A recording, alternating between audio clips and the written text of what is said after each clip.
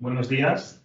Como director de este museo, os doy la bienvenida a vuestra casa, a este museo, donde hoy tenemos la satisfacción de inaugurar el ciclo de conferencias Cósmicos, programado con motivo de la exposición temporal Invisibilidad de Arturo Dupérier y los rayos cósmicos, que ahora mismo se expone en nuestra sala de exposiciones temporales. Hola, buenos días.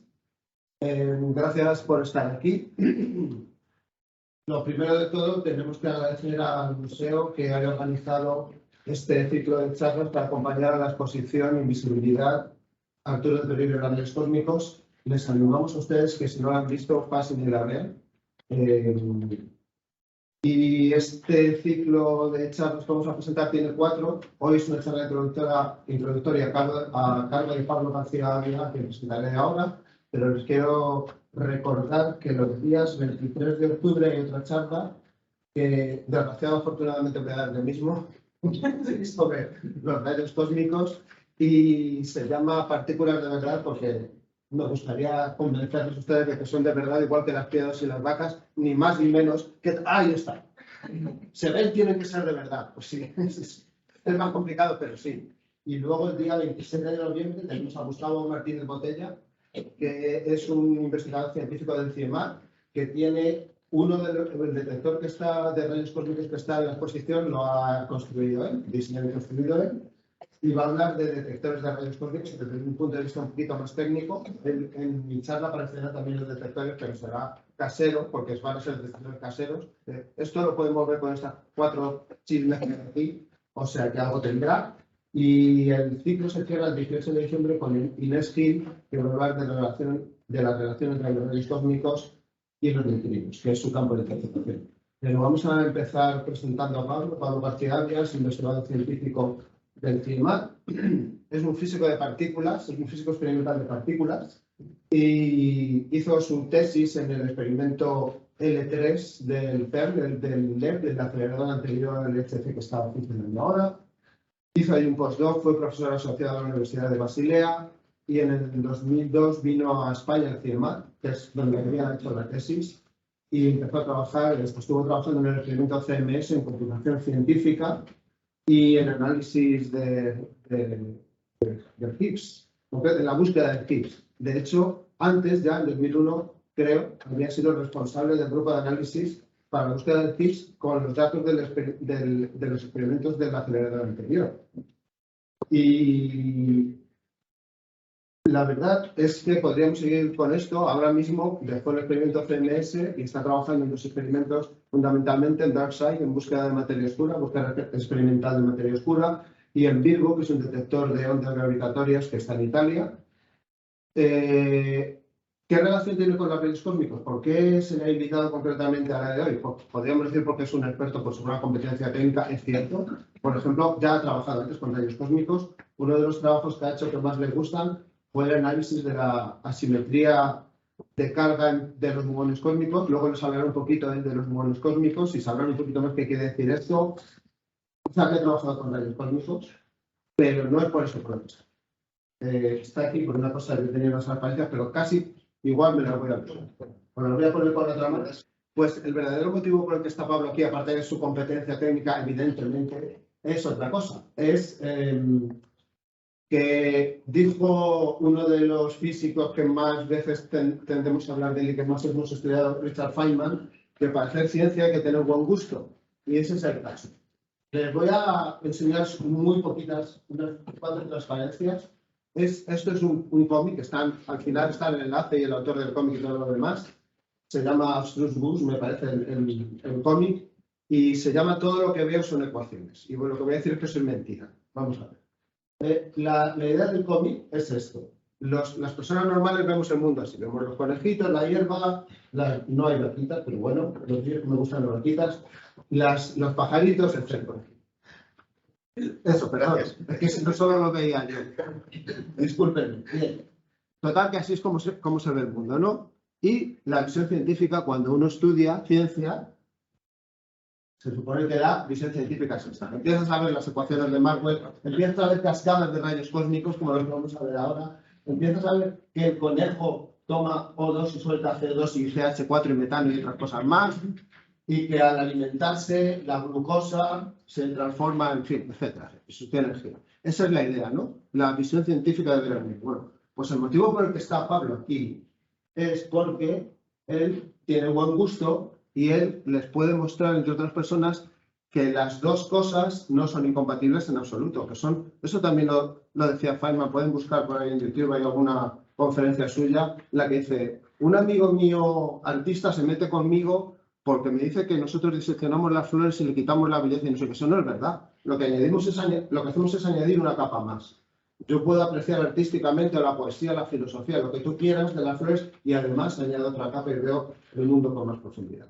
Bueno, pues de las personas que se pueden echar a la cara por ahí, que además de tener competencia técnica, tienen experiencia en divulgación, que ha dedicado mucho tiempo y mucho esfuerzo a la divulgación, además para todo tipo de gente, para público general, para profesores, para estudiantes, etcétera, es Pablo. Y Pablo, creo que en esta charla, como ha hecho en muchas otras charlas, les va a mostrar que lo que hacemos no es quitar la poesía al universo, quitar lo que ustedes quieran al universo del asombro, sino añadir una capa más al ser. Y ya Gracias. Bueno, en primer lugar, quiero dar las gracias al museo por haber organizado un ciclo de charlas que es importante, porque nuestra obligación como científicos de centros públicos es devolver a la sociedad lo que nos está dando, nuestros pueblos, nuestros proyectos de investigación. Organizar esta exposición y acercaros instrumentos científicos y temas científicos que además hagan saber que son muy cotidianos y nos afectan directamente. De hecho, estamos aquí y somos como somos en buena parte gracias a estos rayos cósmicos, aparte de otras muchas cosas. Mi agradecimiento a Fernando, al museo. También quiero agradecer a Emilio Bande, que es con quien he tratado una de las partes de la gestión de esta charla. Y aunque no está aquí, quiero agradecerle toda su colaboración. Y, por supuesto, a Francisco Barradas, para mí, Paco, pues primero por convencerme por la fuerza para hacerla. Y bueno, también por la introducción, porque así, con estas transparencias del colegio, me ha dado como una motivación adicional para la charla, que admito no es fácil, porque cuando vas a dar una charla para público... Es que no veo. Vale, ahora sí lo veo. Bien. Cuando el público es variopinto, es muy difícil preparar algo que esté al alcance de todas las personas, ¿no? Y es un poco frustrante, porque aquí hay personas que tienen más conocimientos, otras menos. Y aquí tengo un mensaje que es para todos o para todas, que voy a devolver el papel. Es un poquito maniático con el orden de las cosas. Y me acercaría, es que me salgo de cámara y me regañan, pero me acercaría a ti, a Peque, por ejemplo, o a los más jóvenes que estáis por ahí. Muchas de las cosas que voy a decir, ni vosotros o vosotras, ni algunas personas mayores las vais a entender. Y esto no quiere decir que os tenéis que poner tristes o sentiros tontas o tontos, porque tenéis muchísimo tiempo por delante para que aquello que yo no sea capaz de explicaros hoy, por vosotras mismas o vosotros mismos, podáis entenderlo y además contribuir a ello. Puede ser a través de la física, a través de la ingeniería, a través de escribir sobre ello. Entonces, un poco el mensaje es un poquito de paciencia y lo que no se entiende no tiene que ser motivo de frustración, tiene que ser una motivación para entender estas cosas que son abstrusas que pueden parecer que no tienen nada que ver. ¿De qué voy a hablar? Voy a hablar del universo. Dices, bueno, pero esto no es sobre cósmicos. Bueno, pero vamos a empezar hablando del universo. El universo no es, como nos han dicho, el sitio donde vivimos. Eso es falso. Nuestra casa es el sitio donde vivimos. Somos algo diferente de nuestra casa. Nosotros estamos aquí, salimos y entramos en nuestra casa. Nosotros no salimos y entramos en el universo. Somos una pieza del universo. Si nos quitasen del universo, el universo tendría menos cosas, menos entes, menos seres. Con esto quiero decir que no hay diferencia sustancial entre lo que ves en esta imagen y lo que podéis ver en este museo, en el jardín de fuera, lo que veis en el cole, en el trabajo, o cuando miráis el espacio cósmico. Si voy a la visión esa que ha puesto Paco del conejito con tantas fórmulas, ¿yo qué veo cuando os miro? Bueno, veo muchas cosas, ¿vale? Pero yo con la imagen del conejito, lo que yo veo es partículas elementales. Bueno, estamos hechos de moléculas, de átomos. No voy a ir a los detalles de cómo son todas estas cosas. Al final estamos hechos de unos ladrillitos, si queréis, que para mí esos ladrillos son como fantasmas danzantes, como ondas musicales, y esas ondas musicales son partículas elementales que interaccionan entre sí de diferentes maneras. Y como las hay que se quieren y las hay que se odian, pues da lugar a todo lo que conocemos.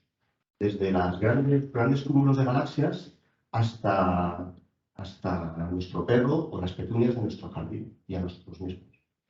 Y en el propio universo hay procesos entre esas partículas, entre esas notas musicales que colisionan entre sí, y algunos de esos fenómenos son tremendamente violentos y energéticos, pero otros son de baja energía. Y estudiar todos esos procesos es como adquirimos conocimiento sobre todas estas cosas de las que estamos hechos o de las que estamos hechas, ¿de acuerdo? Y no solamente eso, sino averiguamos de dónde vienen y cómo han llegado hasta aquí ellas, es decir, cómo hemos llegado nosotros hasta aquí, nosotros, y cómo va a evolucionar el universo en el futuro. Todo esto me dice a mí esta transparencia. ¿Cómo estudiamos esas cosas en un laboratorio? Pues, claro, no solamente observando galaxias por telescopios obtenemos toda la información. A veces tenemos que construir grandes instrumentos científicos. Un ejemplo de ellos, no es el único, es el acelerador LHC del CERN, que seguramente habéis escuchado hablar, y si no, tampoco pasa nada. Es un acelerador de partículas que consigue almacenar una gran cantidad de protones, esos mismos protones que están en nuestros núcleos, en nuestros átomos, en nuestras moléculas, pues esos protones los acelera a velocidades próximas a las de la luz, los hace colisionar y... Perdón, es que me distraéis. Me gusta el problema. Las hace colisionar y da lugar a una ingente cantidad de partículas, unas de ellas conocidas, otras nuevas, partículas que son como notas musicales nuevas, también con sus manías de amor y odio a otras partículas, con sus cargas, y así podemos descubrir nuevas partículas y nuevos fenómenos. Y un ejemplo de ello que me gusta mostrar es el descubrimiento del bosón. Me gusta mostrar porque es el gran descubrimiento de la física de partículas de los últimos 50 años, pero me gusta porque yo he participado directamente en el descubrimiento de esta parte. No pretendo que entendáis lo que es, pero no me gusta enseñar cosas simplemente decir creeros esto. ¿No? El término creer en ciencia no me gusta. Hay que entender, o al menos, decir por lo menos, o me impacta. Para que te impacte tienes que entender lo que estás viendo. Esto es una imagen 3D reconstruida por ordenador del resultado de una colisión de dos protones que generan una energía equivalente a 14.000 veces la masa de los propios protones. Esto es una cuestión relativista que uno puede entender cuando estudia ciertas cosas técnicas de la física.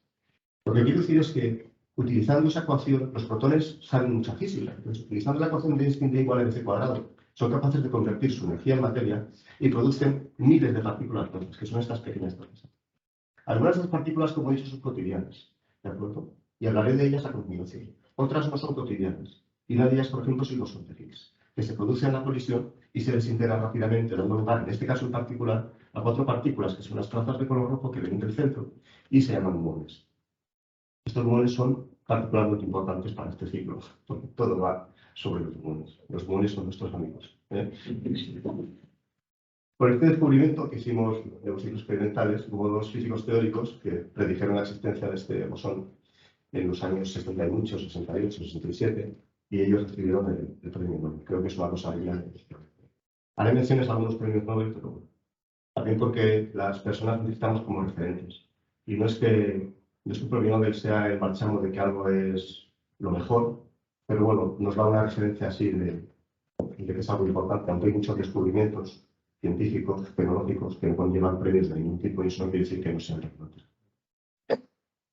Pero claro, no podemos descubrir todo sobre el universo solamente, y digo solamente, fijaros que hablo de un proyecto que lleva ahí 30 años y ha costado una cantidad ingente de dinero, ingente para la escuela científica, y no para lo que cuesta de los años, para la escuela científica. Entonces, no sé, 6.000 millones de euros es para el Madrid y el Barça, no es nada, son 6 años de liga. ¿No?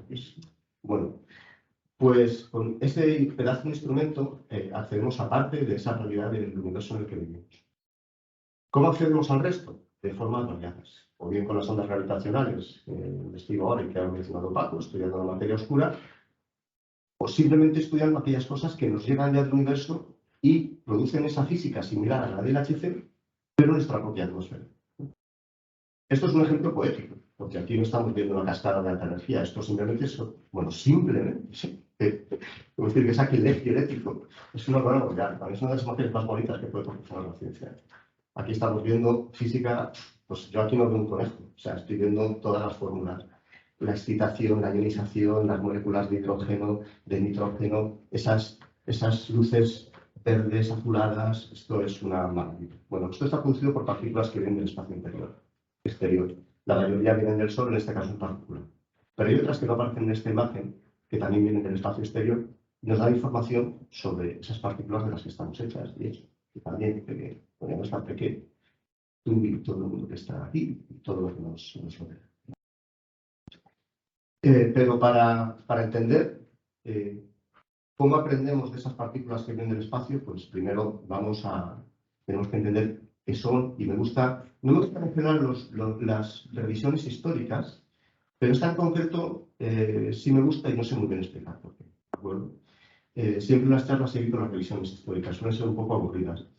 Creo que me gusta porque me da pie a hablar del protagonista de la exposición, que es Arthur Duperrier, y que al final, si tengo tiempo, igual comento una cuestión un poco personal con el lugar de nacimiento de Duperrier, ¿no? Y espero acordarme de lo que he escrito, porque yo soy una persona funcional, entonces un poco de historia. Bueno, a finales del siglo... Uy, qué viejo soy. Iba a decir del siglo pasado, es del antepasado. A finales del siglo XIX se descubrió, hubo científicos y científicas que descubrieron la relatividad, ¿vale? Y bueno, pues se sabía que en la superficie de la Tierra había pues una cierta radiación, que bueno, había aparatos para medir cargas eléctricas, corrientes, electrómetros, y se sabía que en la superficie de la Tierra ya había una especie de electricidad. Y bueno, la relatividad fue descubierta por Becquerel y Curie en ese año que pongo ahí, Madame Curie. Quiero decir que fue la primera mujer en obtener un premio Nobel, la primera persona en obtener 2 premios Nobel, y no sé si es la única que tiene 2 premios Nobel en 2 campos distintos de la ciencia. Y creo que si le tomo aquí me parece una negrita del premio Nobel que está encima de Marie Curie, Becquerel, que digamos Becquerel, pero bueno, se trata. Y este es Pierre, que es el marido de... Quiero decir, su marido no es el marido de Marie, no el marido de su... En aquella época la sociedad no estaba tan evolucionada como la nuestra. Tengo casos. Y bueno, intentando caracterizar esa ionización, pues hacían medidas a diferentes alturas, y lo que se veía es que si tú te separabas del suelo, pues iba disminuyendo la corriente, como que cada vez había menos ionización. Entonces, decían, vale, pues esto viene de la reactividad de los materiales. Todos los materiales son reactivos, no solamente los que en las centrales nucleares. En la tierra, el suelo, en nuestra piel, en todas partes hay reactividad. Entonces, el suelo tiene gran cantidad de materiales reactivos, cosas que vienen de elementos que vienen del torio, del uranio y demás. Y bueno, pues decía, pues viene de ahí esa radiación. Unos años más tarde, Domenico Pacini, que yo por afinidad a los italianos lo menciono porque nadie lo conoce, dijo, uy, esto es muy raro porque si yo hago medidas debajo del agua, esa ionización debía pararse al principio, pero sin embargo la ionización es penetrante en el agua. Luego, no puede venir de la radioactividad, ¿de acuerdo? Tiene que venir de otro sitio. Esta fue la gran contribución de Pacini, pero las medidas que fueron determinantes para saber que esa ionización, esa radiación venía de fuera de la Tierra, se debieron, entre otras personas, a Victor Hughes. Él en 1912 dijo, bueno, yo no voy a medir en un edificio que tiene 4 plantas, yo me voy a montar en un globo aerostático y voy a medir esa ionización, esas cargas. Y bueno, pues subiendo a esta altitud de 5.300 metros, observó que la ionización era 4 veces superior que en el suelo. Esto ya era tremendamente chocante. Hizo medidas diversas, en varias ascensiones con globo, en particular para descartar que fuera el Sol la fuente de esta radiación, en particular haciendo medidas durante un eclipse. Y otras personas, porque esto es un campo de investigación muy activo, en el 13 y en el 14, por ejemplo, Werner Kulverstein, no sé si lo digo bien, pues confirmó los resultados de Hertz midiendo que la ionización aumentaba no solamente hasta 5.000 metros, sino hasta 9 kilómetros. A la postre, mucho después, 24 años después, Hertz recibió el premio Nobel por el descubrimiento de los rayos cósmicos. Como no fue fácil identificar qué eran y de dónde venían, tardó muchísimo tiempo en constatarse que el descubrimiento de Higgs realmente era merecedor de un premio Nobel. Y aunque en una charla divulgativa yo creo que no es que esté prohibido, pero está desaconsejado enseñar gráficos científicos, pero yo confío en la robustez intelectual de mi público, que está en internet, si alguien está conectado. Yo veo esa regla porque, no sé, igual que puedes ver un gol en la moviola 5 veces y no te enteras de nada, y te mola porque tal, pues yo no veo un gol y no me entero ni quién ha disparado ni nada, pues yo creo que hay que enseñar las cosas que justifican lo que decimos, porque si no sería como estar en un entorno donde no predomina la razón, te dicen cosas que te tienes que creer, ¿no? Soy más explícito que eso.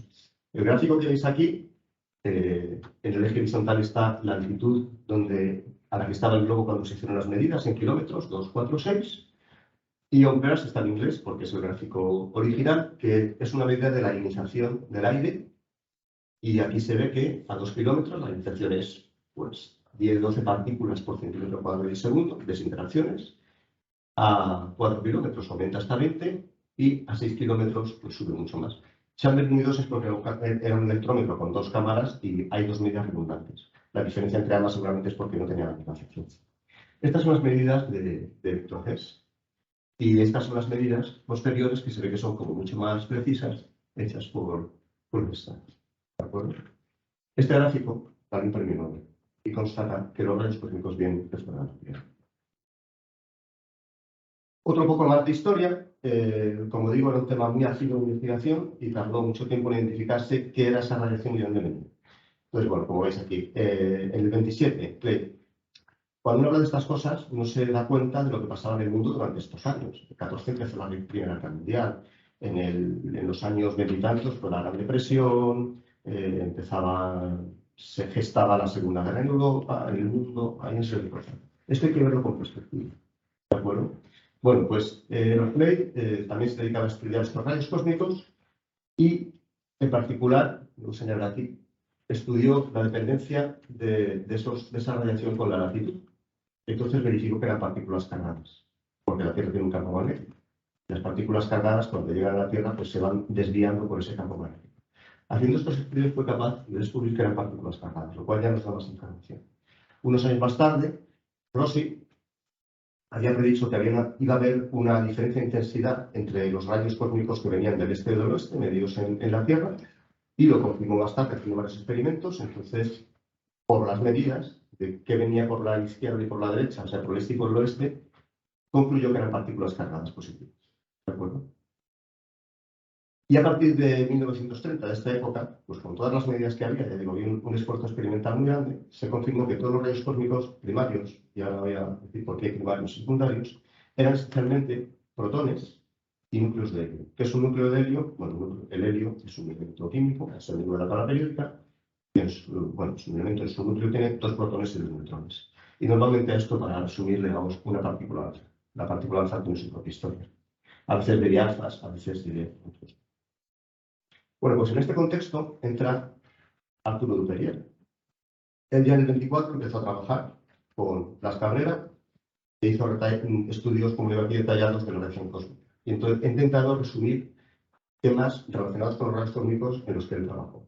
Por supuesto, hizo estudios de cómo dependía el flujo con las estaciones, con la parte del día, si eran de día o de noche. También hizo estudios de cómo dependía la radiación con la temperatura de la atmósfera, por ejemplo, con la latitud, igual que hizo Clay más tarde, y con la actividad solar. También estudió el efecto de la luna, aunque llegó a conclusiones erróneas. Ahora hablaré un poco sobre esto. Y cómo se absorbían estos rayos cósmicos en la atmósfera y cómo se desintegraban. Él atacó muchos de los temas que estaban relacionados con los rayos cósmicos. Hay quien dice que no tenía que haberse quedado sin el premio Nobel, aunque eso es difícil de juzgar porque a veces falta un descubrimiento muy significativo. Pero es cierto que su contribución científica al campo de los rayos cósmicos fue enorme. ¿Quién era este hombre? Arturo Duperier nació en Pedro Bernardo, en Ávila, y a final del siglo XIX murió en Madrid, estuvo exiliado, ¿de acuerdo? Cosas de pastor.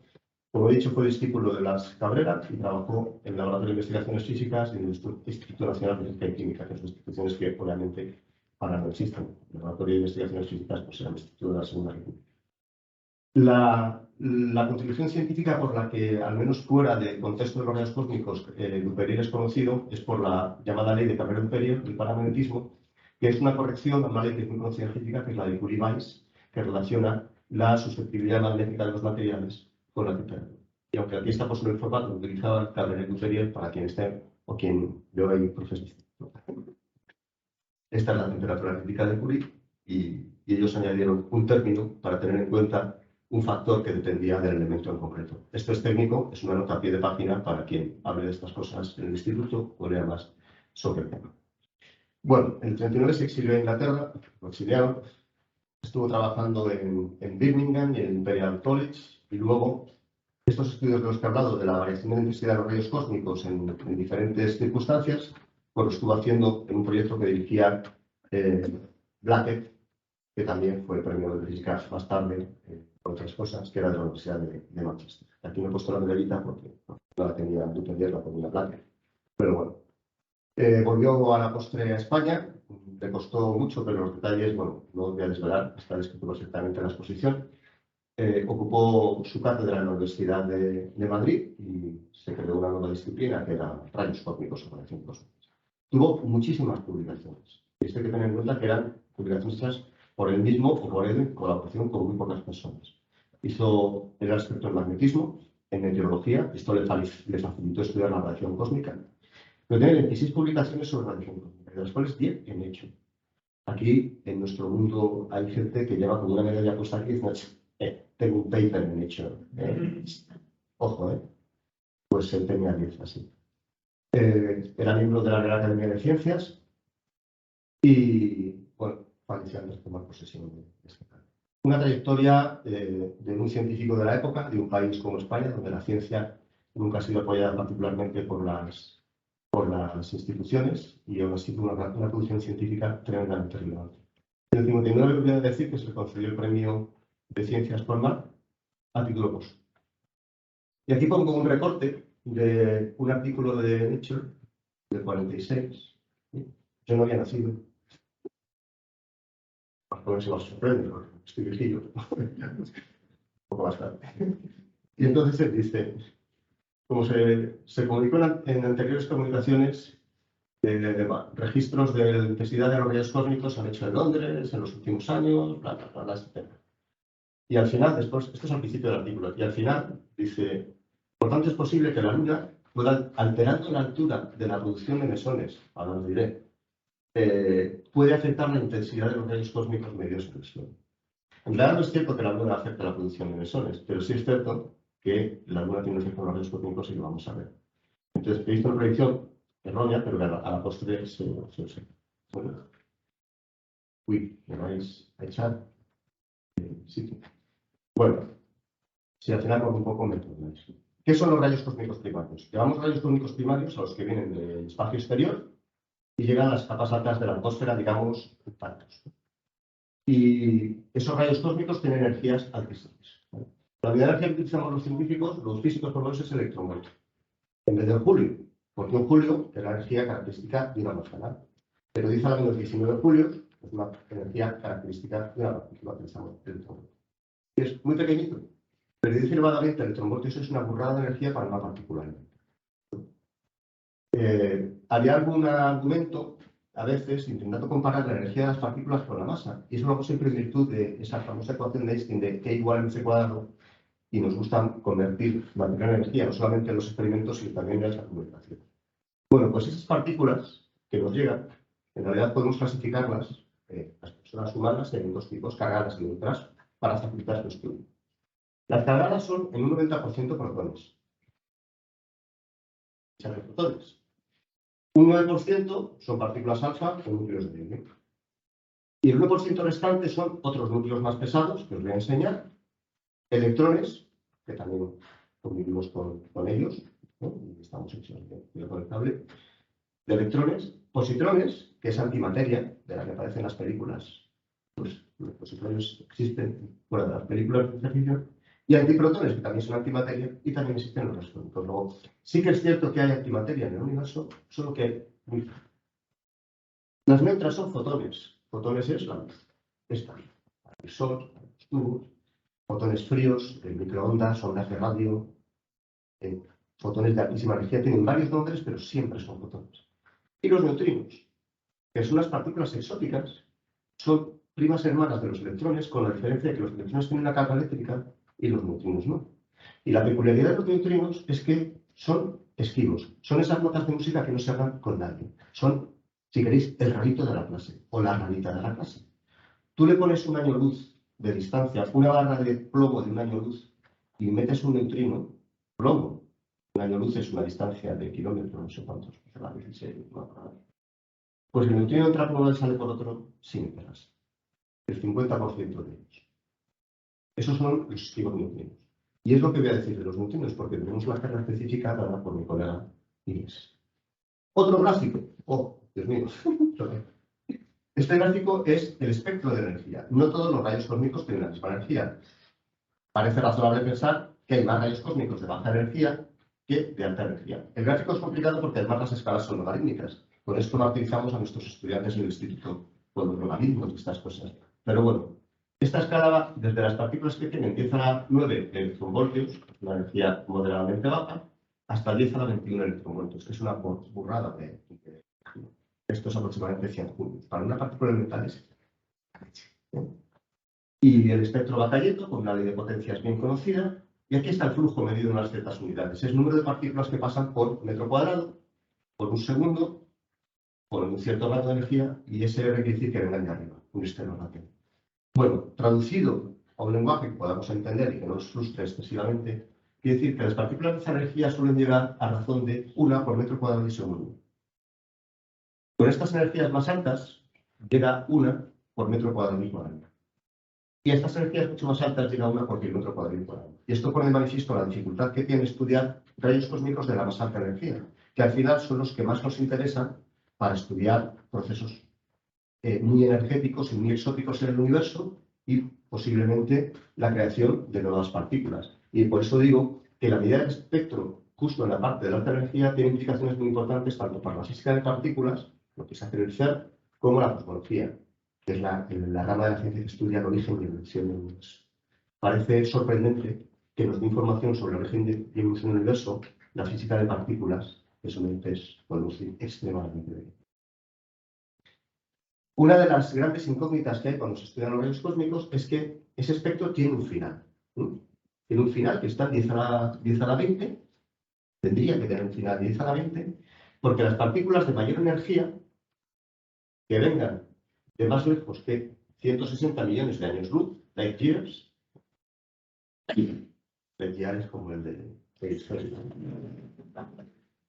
pues 160 millones de años luz, una burrada, como interaccionan con unos fotoncillos muy fríos que hay en el universo, que tienen una temperatura aproximada a cero absoluto, 2,7 Kelvin, entre 2,7 grados sobre el cero absoluto, están aquí pululando, aquí, entre nosotros y Andrómeda y en todas partes.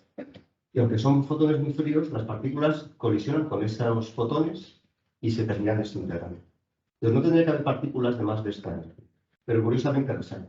Muy poquitas, pero por encima de 10 a la 20 hay algunas partículas observadas por energías superiores.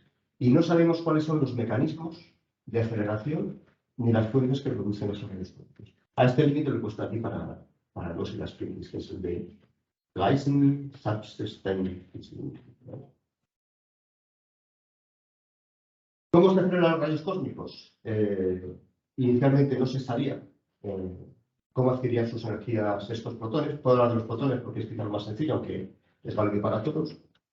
Pero como dije al principio de la conferencia, hay procesos muy violentos en el universo que pueden primero producir partículas o si no simplemente acelerar las que están en su entorno. El más inmediato, las explosiones supernovas. ¿Qué es una explosión supernova? Las estrellas funcionan, son reactores nucleares, ¿de acuerdo? Y están produciendo energía y tienen una masa enorme y no colapsan porque la energía que producen es tan grande que la radiación AC impide que colapsen. Pero cuando se acaba el combustible nuclear y ya no pueden producir más energía o no es suficiente para mantener el peso de la propia estrella, esta hace flapa, literalmente flapa. En cuestión puede ser de milisegundos. Y estrellas de masas como, no sé, 100 o 1000 veces o mucho más mucho mayores que la del Sol, colapsan en cuestión de milisegundos y se producen una serie de procesos hiperviolentos y explotan la estrella. Se produce una supernova. El 90% de la masa de la supernova sale despedido con unas energías horrorosamente grandes y en el centro puede quedar, en general queda, dependiendo de la masa de la estrella, un agujero negro. Estos son los agujeros negros de origen estelar. Y ahora sabemos que existen de verdad gracias a las observaciones por ondas gravitacionales hechas por Light o Bueno, pues esa explosión brutal es capaz, yo el reloj con terror, no habréis quedado a las 12 para tomar el aperitivo, ¿no? El museo estará abierto ahora. Alrededor de las estrellas, aunque uno puede pensar que hay espacio vacío, hay una especie de gas de partículas, hay protones, hay todas estas cosas que la estrella produce una onda de choque y las acelera a unas energías tremendamente altas. Y es el espectro que hemos visto en la transparencia anterior. En el 34, Bade y Zwicky, que de hecho Zwicky fue uno de los que postuló la existencia de la materia oscura, de la que hoy no voy a hablar, aunque es uno de mis campos de investigación, postularon que los rayos cósmicos se originaban en supernovas. No es que se originen las partículas, pero sí el hecho de que se acelerasen a velocidades próximas a la de la luz. Y hoy día sabemos que no solamente las supernovas, hay otras fuentes, pues, como he dicho, las supernovas, núcleos galácticos activos, que sabemos que tienen un agujero negro en el centro, otros objetos estelares, hay quasars, hay quasars, chorros de rayos gamma, de fotones de altísima energía. Hay muchos procesos superviolentos en el universo que aceleran las partículas y nos dan todo este espectro. Y de hecho, estudiando la forma del espectro, con las fórmulas que luego veía el conejito, somos capaces de entender qué procesos de física han acelerado un proceso. ¿Cuál es la dificultad de estudiar los rayos cósmicos? Es decir, ¿cómo es tan difícil saber si ha sido o no una supernova? Pues mirad, voy a ir de lo más fácil a lo más difícil. Si de la supernova nos viene un fotón, nos viene más o menos en línea recta hasta la Tierra. Llega a la atmósfera, se choca, se desintegra y produce un chorro de partículas.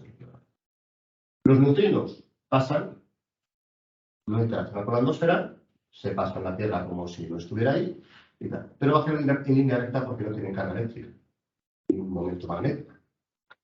Pero hay de los protones que tienen carga eléctrica. Los protones están afectados por los campos magnéticos, intergalácticos, etc. Y esos son tremendamente complicados. Entonces, una partícula cargada se está moviendo un campo magnético, va haciendo todo tipo de piruetas hasta que llega a la Tierra, colisiona y produce estas partículas. Entonces, es muy difícil saber de dónde vienen partículas determinadas. Este recorrido es más recto cuanto mayor es la energía de la partícula, pero nunca es recta como podría ser un fotón. Para confirmar lo que acabo de decir, de que las supernovas aceleran las partículas, en este caso los rayos cósmicos no son protones, son fotones, pues esto es una imagen de un telescopio de una supernova que se llama así, contigo, cualquier película de ciencia ficción, gente se llama así, IC 443. Y esto, bueno, el corrector me ha jugado mala pasada, porque he puesto piones y me lo ha traducido por piones. No, los peones del ajedrez todos son neutros, lo sabéis, pero hay piones cargados, piones neutros. Son unas partículas, los piones son unas partículas que están hechas de la misma materia que los protones, de quarks, pero tienen otras propiedades. Y los neutros en particular se desintegran en parejas de fotones. Por eso son particularmente importantes. Entonces, esto es el espectro de energía, otra vez para facilitar a la audiencia en la escala logarítmica, a la 8 hasta 10 a la 12, que es un rango de energías intermedio. Esto es la forma del espectro de energía y vemos, por un lado, las medidas de diferentes detectores de rayos gamma que están en órbita, como Fermi, bueno, MAGIC está en Tierra. Hay varios experimentos que han medido el espectro de los rayos gamma, que son los puntos con barras de error, y en moradito la línea es el ajuste que hace el conejo a las fórmulas de cómo se desintegran los píxeles en fotones. Y vemos que hay un acuerdo, de modo que cuáles son las energías de los fotones que vienen del entorno de una supernova, por qué tienen esta forma, y es porque vienen de la desintegración de píxeles que están en el entorno de la estrella. Lo de los piones neutros, que llamo píxeles, es una cosa muy técnica, pero está bien justificado, al menos fundamental, lo que yo estoy diciendo, no como una mera creencia, sino como que tenemos observaciones experimentales que están justificando las cosas que... esto se hizo en 2013 y bueno, con los datos de Fermi son los datos más avanzados, pero como veis hay más datos, aunque la resolución de la fotografía no es muy buena, me disculpo por ello. La cantidad de energía que se produce en la supernova, con el que, bueno, sí tiene que ver, es del orden de 10 elevado a 43 julios. 43 ceros julios, una burrada de energía. Pero como dije en la transparencia anterior, no todos los rayos cósmicos son producidos o acelerados por supernovas. Bueno, he sido capaz de hacer un poquito de tiempo. Esto al final cansa, son cosas técnicas, cansa, pero algunas cosas, si son técnicas de más bonitas, pues casi menos. Pierre Auger, un científico francés, descubrió en 1937 que los rayos cósmicos primarios, fundamentalmente los de muy alta energía, al llegar a la atmósfera, empezaban a interaccionar con los átomos, las que hay allí, con los núcleos fundamentalmente, protones, neutrones, y producían una cascada de interacciones secundarias. Como han visto la imagen del bosón de Higgs en la tercera transparencia, esencialmente es lo mismo. Nosotros en el HC hacemos lo mismo que los rayos cósmicos, pero en un entorno controlado. Ponemos los protones en un sitio determinado y con una energía muy bien determinada. Aquí los protones nos llegan con un espectro de energía. Cada interacción no sabemos qué energía tiene, pero la física que vemos ahí es muy similar, con la diferencia de que las colisiones de este tipo de los rayos cósmicos pueden tener energías millones de veces mayores que las de la Tierra, lo cual es tremendamente sorprendente. Esto pongo CGI para que se vea que es una simulación. Esto no es una medida. CGI, simulación. Solo pongo eso cuando no es evidente, como la de antes, que era un dibujo hecho a mano. Para que sepáis diferenciar una imagen, que es una observación, una medida científica, de un gráfico, que es simplemente para explicar algo. Bueno, pues no es un mero dibujo, es una simulación hecha con un programa de simulación de física de partículas, y es lo que ocurre con un rayo cósmico esto es un protonazo de 10 elevado a 20 electronvoltios contra la atmósfera, y produce miles de partículas de diferentes tipos y diferentes sabores. Y estas cascadas se llaman cascadas atmosféricas. Hay una gran cantidad de experimentos hoy día que se dedican a detectar estas cascadas, a medirlas, a caracterizarlas y a sacar física de las fórmulas del colegio. Bueno, pues en estas interacciones secundarias, las partículas que se producen, gran parte de ellas son inestables y se desintegran. Se desintegran en otras que son más, bueno, son estables, como decir que sean, no son más familiares que otras. ¿Cuáles son las que quedan al final? De todas las miles que se producen, se desintegran todas excepto los electrones, los fotones y los muones de iones. Y ahora hablaré de los neutrones. Bueno, los neutrinos también, pero los neutrinos es que ya lo pondré, corregiré lo de los peones neutros y los álfiles cargados. Esto es una simulación, también como CGI, es una simulación de cómo será el impacto de un rayo cósmico al llegar a la atmósfera. Esto está hecho simulado sobre Ginebra, este es el lago de Ginebra, que es el laboratorio, que es este. Y como mola mucho, lo pongo. Llega el protón, le pega y empieza a interaccionar y se producen, veis, una zona morada de miles, decenas de miles de partículas que van. El protón original desaparece, ¿vale? Bueno, pues lo de la transparencia anterior, gráficamente, es esto. Llega un rayo cósmico primario, se produce esa cascada, hay muchísimas partículas, estos son los famosos piones, que los hay neutros y cargados, y hay otras partículas que se desintegran. Y lo que llega a la superficie de la Tierra, pues son estos muones de los que voy a hablar, los neutrinos, y algunos electrones y positrones. El resto de las partículas no llegan a la superficie de la Tierra. ¿Vale? Una cosa importante es que la atmósfera no tiene un límite per se, pero digamos la zona densa desde este punto de vista para la atmósfera comienza entre 10 y 20 kilómetros de altura. ¿Vale? Y la mayor parte de las colisiones de los rayos cósmicos primarios, que son esos protones y núcleos de helio de los que he hablado, se producen a una altitud de entre 10 y 20 kilómetros sobre el terreno, sobre la superficie del terreno o sobre el nivel del mar. ¿De acuerdo?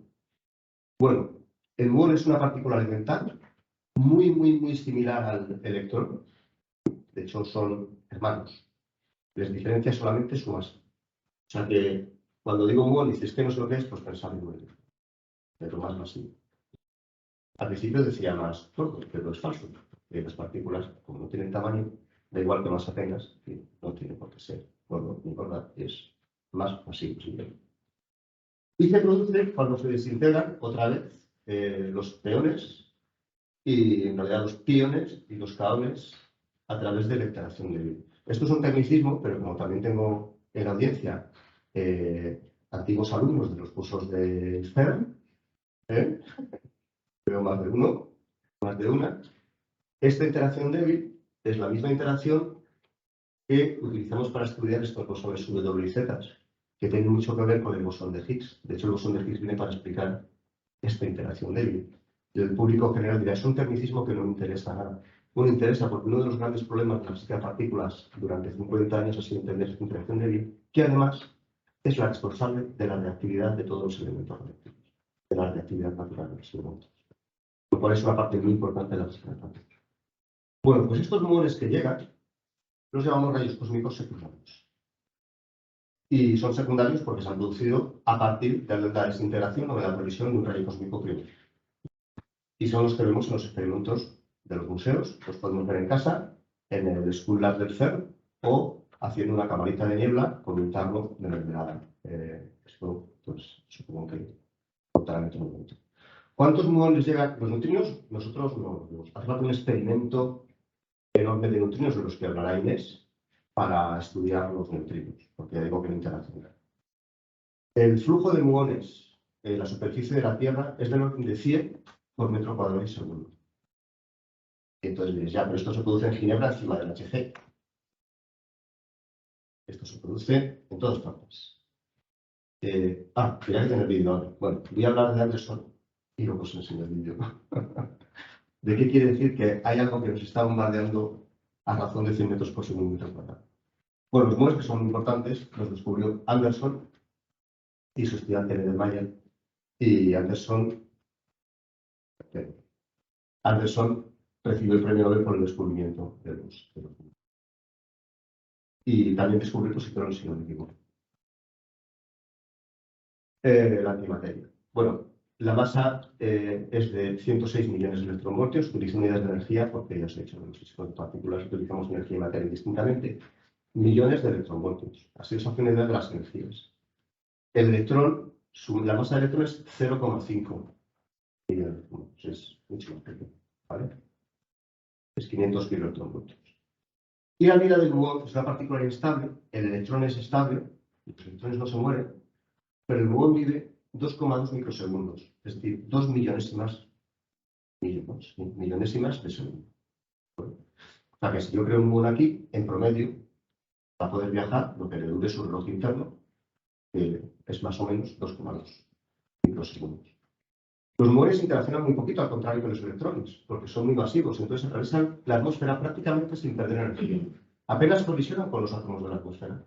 Entonces son capaces de atravesar toda la atmósfera, llegar a los experimentos que tenemos en el museo y además meterse dentro de la corteza terrestre varios kilómetros. Y esta imagen que veis aquí es una imagen de un detector de cámara de nieblas, que quien no haya visto nunca una cámara de nieblas no está diciendo nada, pero sobre un fondo negro hay unas trazas que son como las trazas de los aviones cuando van dejando ahí la restricción. Son partículas. Y esta que tiene esta marca del amarillo, porque si no se ve bien, es creo que es la primera, pero no estoy seguro, no quiero engañar, pero una de las primeras imágenes de un muón detectado en una cámara de niebla por el experimento de Anderson y Neddermayer. El premio Nobel lo recibió en el 36, pero esto lo hizo unos años. No, ahora mismo no me acuerdo. Bueno, pues para que os hagáis una idea, ¿qué quiere decir que los muones nos están atravesando a razón de 100 de ellos por metro cuadrado y segundo? Pues esto, si tenéis un chaparrón, por ejemplo, en Madrid, y caen, como pasa en esta de vidrio, del orden de 100 gotas por metro cuadrado y segundo, os hacéis una idea de los muones que están. Pero os hacen más daño las gotas que los muones, porque los muones se atraviesan y en general no os vais a enterar. Bueno, esto debo decir que está hecho en el aparcamiento del Cibal, violando todas las normas de que está prohibido hacer fotografías del Cibal y sin centro de investigación. Bueno, pues me ha pasado un poquito de tiempo, pero esto es normal, ¿no? Estamos en la prueba. Pero estoy terminando, entonces estoy un poco bien. Bueno, pues los muones, he dicho que tienen una vida media de 2,2 microsegundos. Pero si un muón se crea a 10 kilómetros de altitud y viaja a la velocidad de la luz, que es una cosa, bueno, casi a la velocidad de la luz, que es muy normal, y hacéis las cuentas, multiplicáis 2,2 microsegundos por 300.000 kilómetros por segundo, os salen 600 voltios. Y la pregunta es, ¿cómo llega un muón que se ha producido allí a 20 kilómetros, viaja 600 metros, como llega a Alcobendas? Y lo detectáis en el detector del Museo de Alcobendas. Levante la mano quien sepa la respuesta. Muy bien, Paco. Pues no levanta la mano, te ha dado vergüenza. Tú también tenías que levantar la mano. Y tú también tienes que levantar la mano. Esto no sé, tú también lo sabes, sí. Bueno, pues esto es tan bonito que me da igual que sea técnico. Porque vimos hablar de Einstein, que era un genio y tal, y no sabemos por qué. Por una teoría sobre la invariancia de las leyes de la física, que es la relatividad especial de Einstein. Y en esa teoría él postulaba que los relojes de las partículas que se mueven a velocidades diferentes de las nuestras, o sea, en diferentes sistemas de referencia, hacen tic-tac más despacio. Entonces, un muón que se mueve a la velocidad próxima a la de la luz, su reloj interno, hace tic-tac mucho más despacio que nuestro reloj interno. De modo que en esos 2,2 microsegundos le da tiempo a hacer muchas más cosas, porque son segundos que son más largos. De modo que si un muón viaja a una velocidad que es 99,995% de c, que es la velocidad de la luz, esa ralentización de su reloj interno le hace 100 veces más rápido. Entonces puede viajar 60 kilómetros en vez de 600 metros. Dices, ya, pero esto es una entelequia. No, de hecho, el que veamos muones en la superficie de la Tierra, el detector de Alcobendas, es una constatación empírica de la relatividad especial de Einstein. O sea que cada vez que veáis un muón ahí, y ahí es cuando se pueden evitar los pelillos, los que no vais depilados, porque quienes todavía tengáis pelillos, os tienen que evitar, porque estáis viendo a la relatividad especial de Einstein. Veis que la ciencia es tremendamente interesante, porque mi principal cliente, que es la chavalilla, se ha quedado. En su caso me tomo como valor. Bueno, y como ahora llevo exactamente 50 minutos, me he pasado un poco. Entonces, pero estamos muy cerca del final. Esto es un detector de muones que hay en el CERN. No es idéntico al que hay aquí, pero es parecido. Hay unas cámaras con un gas que están en un potencial eléctrico muy grande y cuando pasa una partícula cargada salta chispas. Cuando vamos con zapatillas de goma y nos hemos cargado y tocamos algo y salta una chispa, ese tipo de chispas. Y si van todas en fila y hago una foto, pues puedo ver una lista que me indica la trayectoria por la que ha pasado la partícula cargada, en este caso, el muón. Y esta es una de las formas que tenemos de observar las trayectorias de los muones y de contar cuántos hay por cada metro cuadrado y por segundo. Y si no lo habéis hecho ya, vais luego a ver el director del museo, supongo diseñado por Gustavo, y hay una versión mucho más, no bonita, es más poética. Y bueno, el que no lo haya visto no lo desvelo, pero merece la pena. A mí me encanta. Y no es por hacer la nota a Gustavo, porque somos colegas, pero no es para que le hagan la nota. Bueno, esto es un muón. ¿Os acordáis del evento del principio del bosón de Higgs, que era algo parecido? Se veía una especie de barril. Por aquí vienen los protones. Aquí se producía el bosón de Higgs y miles de partículas. Pues a veces, incluso cuando hay colisiones del acelerador, somos capaces de ver las trazas de los muones que vienen, se han producido a 20 kilómetros de altitud sobre Ginebra y atraviesan el detector. ¿Cuál es la particularidad de esto? Que este detector está a 100 metros bajo tierra, cubierto por entre 50 y 90 metros de roca. Y los muones atraviesan esos 50 metros de roca y somos capaces de detectarlo en el experimento CMS, el mismo que utilizamos para estudiar el bosón de Higgs, entre otras muchas cosas. Y no creas que no he fijado, ¿es tu camiseta? En esa camiseta cuando has entrado. Para que veas. Bueno, pues estudiando esos muones que son capaces de penetrar la roca y llegan a nuestro detector, somos capaces de medir parámetros que son interesantes para la física de partículas, quizá no tanto para el público general. Y este gráfico ha aludido Paco a él, yo que soy adivino, tengo una bola de cristal, digo, seguro que Paco menciona esto. Voy a poner el gráfico del que habla Paco. Esto es uno de mis resultados científicos favoritos. Nadie se ha ganado un premio Nobel con esto, no le han dado ningún premio a nadie y es un artículo, pero para mí el entorno científico en el que hicimos este trabajo me pareció el entorno perfecto y el resultado es buenísimo. Aquí estoy midiendo, esencialmente es la energía de los muones en la escala logarítmica. Hay una formulita extraña porque esto tiene que ver con que sean verticales, el coseno de la... O sea, que tampoco hay que entenderlo muy en detalle. Y aquí está R. ¿Qué es R? Es el cociente entre muones positivos y negativos. Porque aunque he dicho que el muón era el hermano del electrón, y me dices, pero el electrón es negativo, pero el electrón tiene un hermano de antimateria, que es el positrón. Y el muón tiene un hermano de antimateria, que es el muón positivo. Si yo mido el cociente entre muones positivos y negativos, no sale 1. Sale 1,27. Y además, este 1,27, hasta una cierta energía de gigaelectronvoltios extendidos a la 9, hasta dice a 11 electronvoltios, es 1,7, y luego cuando paso de esa energía, empieza a haber todavía más muones positivos. Y esto, lo voy a explicar por qué es, nos da información sobre esas partículas que el corrector me traduce por peones, que son piones, por los piones, los kaones y procesos, que además tienen parámetros importantes de cómo, cuando se chocan los protones del HC, se producen esos miles de partículas, y que es fundamental para la física de partículas. O sea, que estudiando estos rayos cósmicos sacamos información útil sobre lo que llamamos la física hadrónica. UCD es un nombrazo de la cromodinámica cuántica que describe la física de los quarks, para quien sepa los quarks, que son los pequeños ladrillitos de los que estamos hechos todos los protones, los neutrones, estamos hechos de quarks y de otras cosas. Y aquí hay resultados de CMS, que es el artículo este que hicimos, pero hay en verde unos resultados de L3, que es donde yo hice mi tesis. No en este tema en concreto, pero sí en ese experimento. Y se ve gran cantidad de medidas que nos dicen que el cociente de muones positivos y negativos no es 1, sino que es 1. ¿De acuerdo? Ya estamos en la parte esta de relax del final, porque sí es muy interesante, pero ya me estoy cansando y ya no escribo para aquí. Bueno, entonces sí. ¿El Perey se equivocó? Sí, pero no. Y en L3, que el experimento aquel, medimos los puntos verdes del gráfico anterior, también medimos esto. Aunque esto, como lo ha hecho mejor Sudán, que es otro experimento, pues pongo el de Sudán en vez del mío. O sea, aquí tampoco hay mucho... El orgullo no se lo tiene que dejar.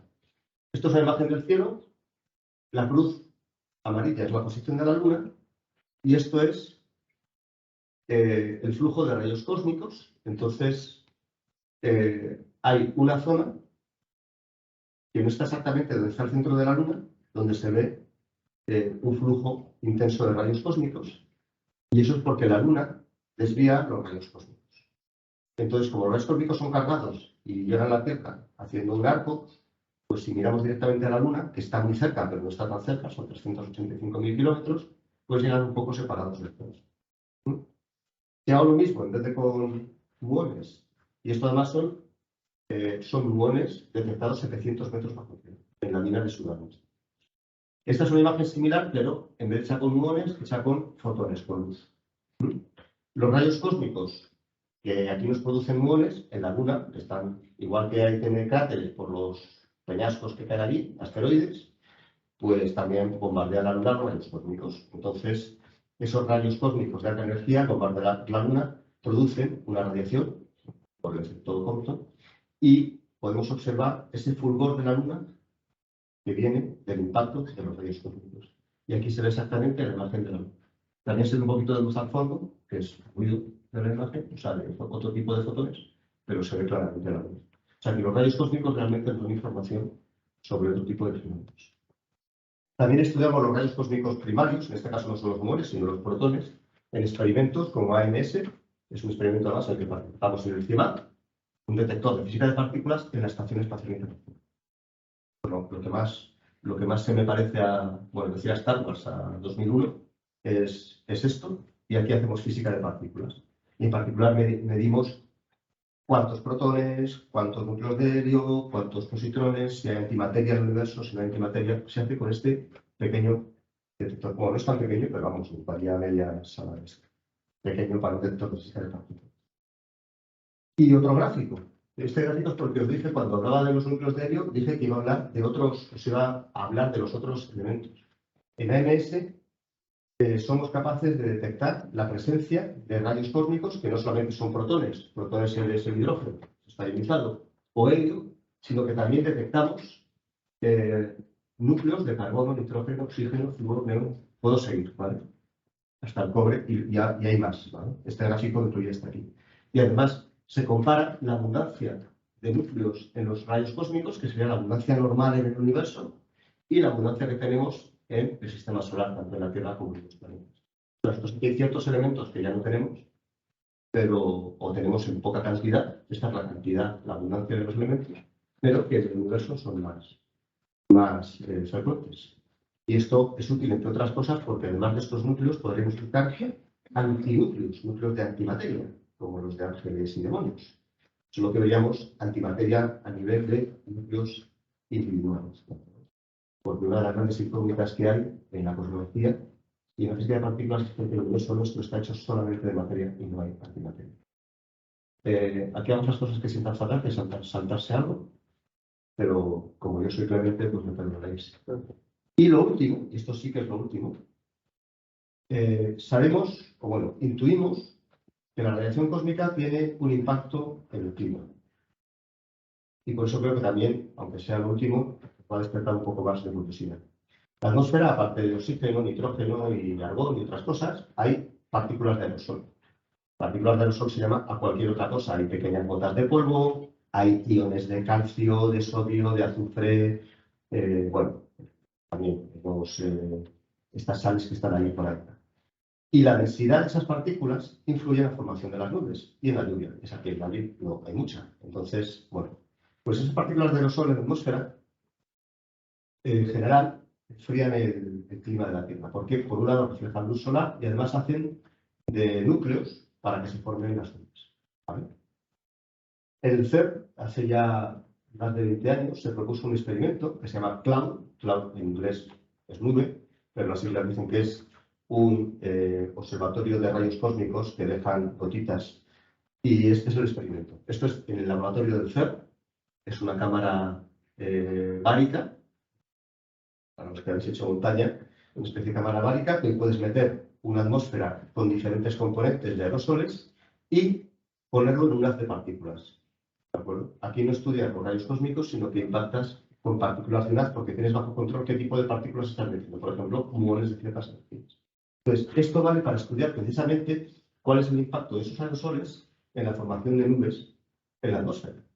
Entonces, gracias al CLOUD, podemos reproducir las condiciones tanto de la composición de la atmósfera en las capas altas, como la presión y la temperatura. Y entonces, en CLOUD, cuando digo hemos, aunque yo no participo, pero bueno, como científico creo que debo decir que hemos descubierto un nuevo mecanismo por el que se forman y crecen estas partículas de aerosoles.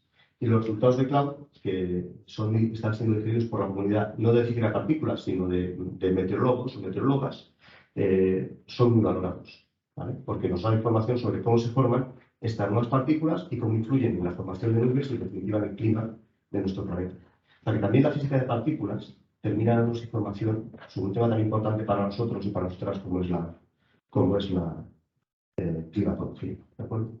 Y termino con una foto del Hubble, que ha sido ya superado por el James Webb, volviendo al principio. Nosotros no vivimos en el universo, somos parte del universo y todo lo que podamos aprender del universo también lo aprendemos sobre nosotros mismos y nosotras mismas. Y al margen del uso que tenga para nuestra vida cotidiana la ciencia, yo creo que tiene un impacto grande en lo que nos vale como seres humanos, ¿no? De hecho, cuando conocer el universo es conocernos a nosotros. Y por eso quiero poner una frase de Carl Sagan, porque no lo voy a decir mejor de lo que lo dijo él. Una parte de nuestro ser sabe que el universo es de los niños, porque el cosmos está también en nuestro interior. Estamos hechos de polvo de estrellas, generalmente. Y esto es lo más importante. Nosotros, que somos seres conscientes, somos el modo que el propio universo tiene de conocerse a sí mismo. Y poco queda que decir.